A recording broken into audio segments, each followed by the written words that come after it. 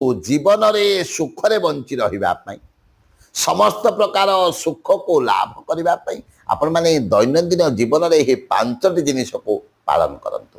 ପ୍ରଥମତଃ ପ୍ରତ୍ୟେକ ଦିନ ଠାକୁରଙ୍କର ଚରଣାମୃତକୁ ସେବନ କରନ୍ତୁ ଏବଂ ପ୍ରତ୍ୟେକ ଦିନ ଅନନ୍ୟ 21 ଥର କୃଷ୍ଣାୟ ବାସୁଦେବାୟ ହରଏ ପରମାତ୍ମନେ ପ୍ରଣତ କ୍ଲେଶ ନାଶାୟ ଗୋବିନ୍ଦାୟ ନମୋ ନମଃ ଏହି ମନ୍ତ୍ରକୁ ବାରମ୍ବାର ଉଚ୍ଚାରଣ କରନ୍ତୁ।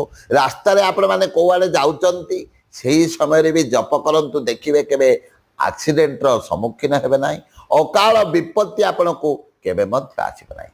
ସକାଳେ ଏବଂ ସନ୍ଧ୍ୟାରେ ଠାକୁରଙ୍କ ନାମ କୀର୍ତ୍ତନ କରନ୍ତୁ, ଭଜନ କରନ୍ତୁ, ନାମକୁ ଉଚ୍ଚାରଣ କରନ୍ତୁ ଏବଂ ଠାକୁରଙ୍କ ସମ୍ମୁଖରେ ଅନନ୍ୟ ସକାଳେ ଏବଂ ସନ୍ଧ୍ୟାରେ ପ୍ରଣାମ କରନ୍ତୁ।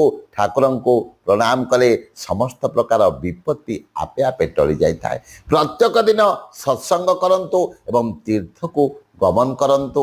ଦେଖିବେ ଜୀବନରୁ ସମସ୍ତ ପ୍ରକାର ବିପତ୍ତି ସଙ୍କଟ ଦୂରେଇ ଯିବ ଏବଂ ଆପଣଙ୍କର ଜୀବନର ଚଲାପଥଟା ସରସ ସୁନ୍ଦର ଏବଂ ସହଜ ହୋଇଯିବ।